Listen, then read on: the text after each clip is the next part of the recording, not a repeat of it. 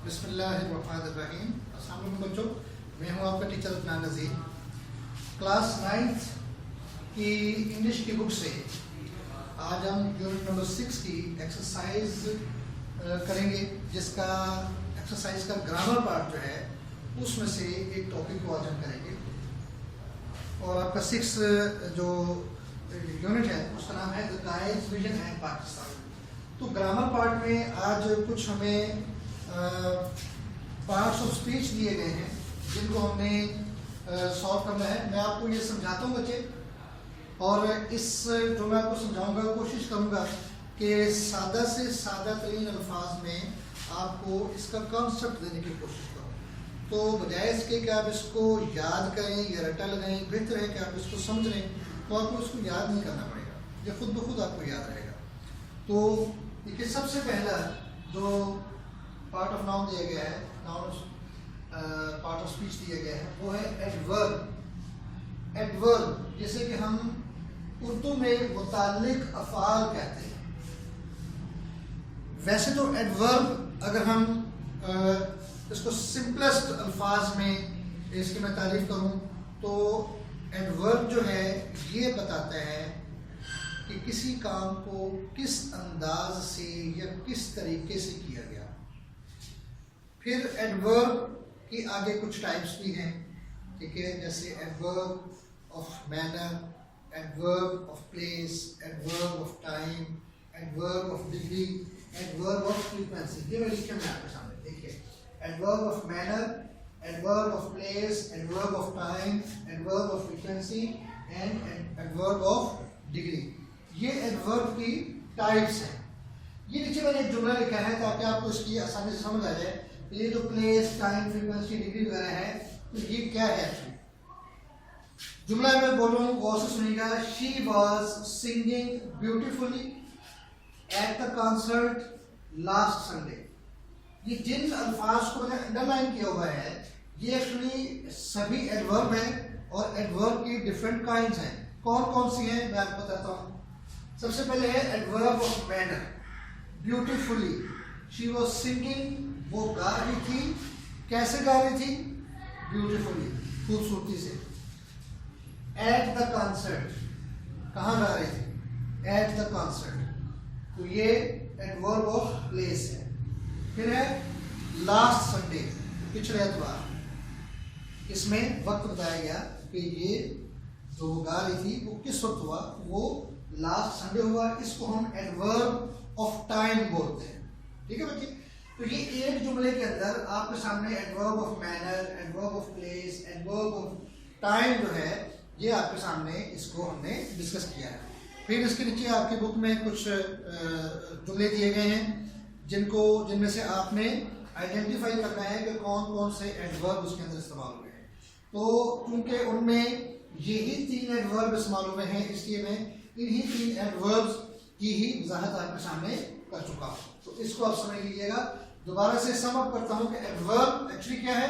ये हमें बताता है कि कोई चीज़ कैसे की गई, कहाँ की गई, कब की गई, कितनी बार की गई, इंटेंसिटी उसकी क्या थी। जैसे डिग्री वाला है एडवर्ब ऑफ डिग्री, ठीक है, कि इंटेंसिटी उसकी कितनी थी।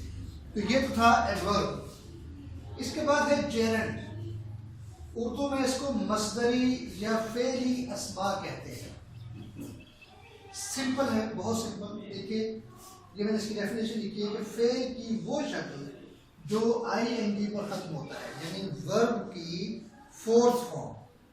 वर्ब की फोर्थ फॉर्म, लिहाजा वर्ब की फोर्थ फॉर्म को जब नाउन के तौर पर इस्तेमाल किया जाता है तो इसको हम जेरेंट बोलते हैं। यानी वैसे तो अगर हम वर्ब की फोर्थ फॉर्म को इस्तेमाल करें किसी जुमले में, तो वो किसी काम के, किसी एक्शन की कंटिन्यूटी को जाहिर करता है। लेकिन जब आप उस फोर्थ फॉर्म ऑफ वर्ब को बतौर नाउन इस्तेमाल करें तो उस वक्त हम इसको जेरेंट बोलते हैं।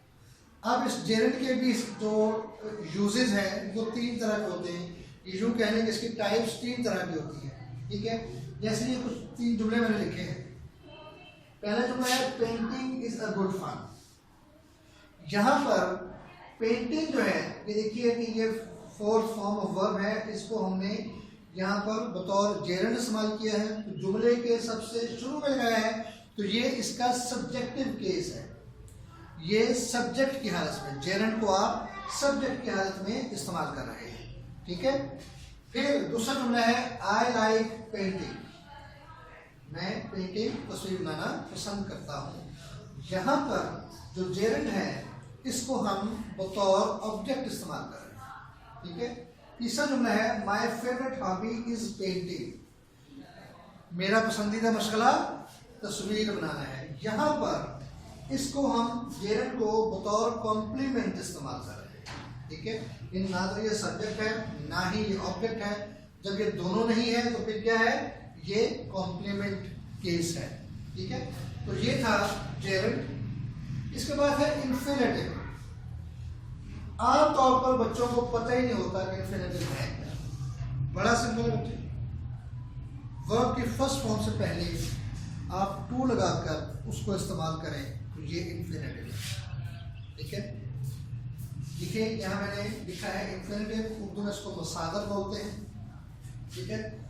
To plus first form of verb, to और वर्ब की फर्स्ट फॉर्म, जब आप इन दोनों को मिलाते हैं, ठीक है, यानी वर्ब के फर्स्ट फॉर्म से पहले आप टू लगा दें तो ये इन्फिनेटिव बन जाता है। जैसे ये जुमला में लिखा है you are free to go to your mosque, आप अपने इबादत गाहों में जाने के लिए आज़ाद हैं। You are free to go, ये गो फर्स्ट फॉर्म है और इससे पहले हमने टू लगा दिया तो ये इन्फिनेटिव बन गया।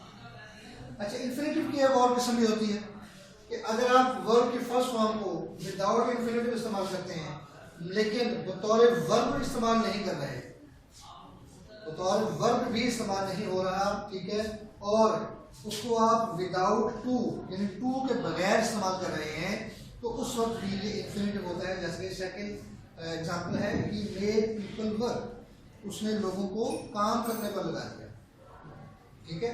अब यहाँ देखिए जो वर्क है ये ना तो वर्ब है ना ही ऑब्जेक्ट है ना सब्जेक्ट है, ठीक है। तो इसके साथ हमने टू भी नहीं लगाया हुआ, मगर इस हालत में भी इन तमाम चीज़ों के ना होने से भी वर्ब की फर्स्ट फॉर्म जो है वो बतौर इन्फिनेटिव इस्तेमाल हो सकती है, ठीक है बच्चे। उम्मीद है कि आपको इसकी समझ आ गई होगी। अगर किसी चीज़ की समझ ना आई हो तो आप क्वेश्चन कीजिए, पूछिए, इंशाल्लाह आपको मैं दोबारा समझा दूँगा। अगले लेक्चर तक के लिए